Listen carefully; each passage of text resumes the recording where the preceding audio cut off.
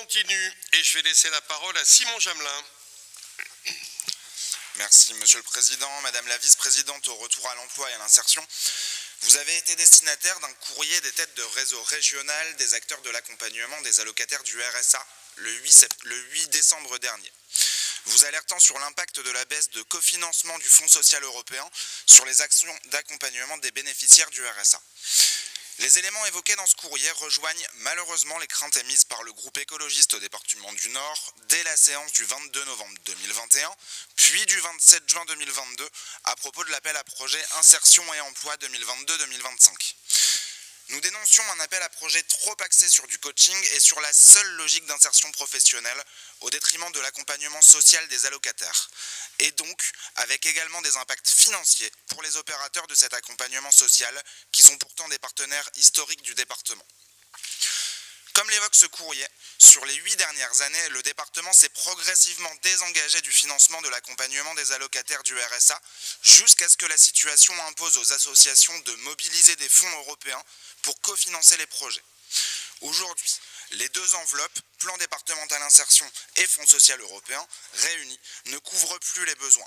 C'est l'impasse pour les acteurs de l'accompagnement des allocataires du RSA.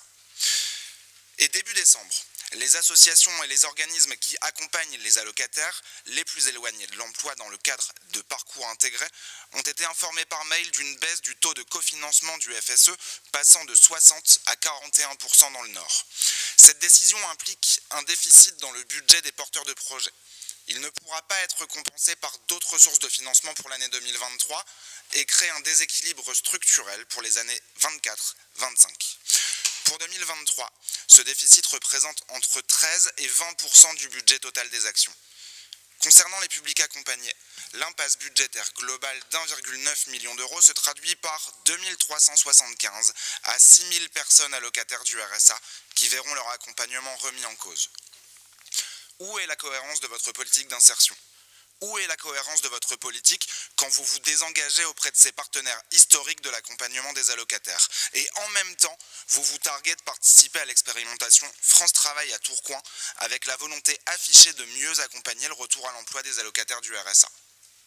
Monsieur le Président, Madame la Vice-Présidente, au regard de ces éléments, quelle est la cohérence de la politique du département en matière d'accompagnement des allocataires du RSA les plus éloignés de l'emploi ?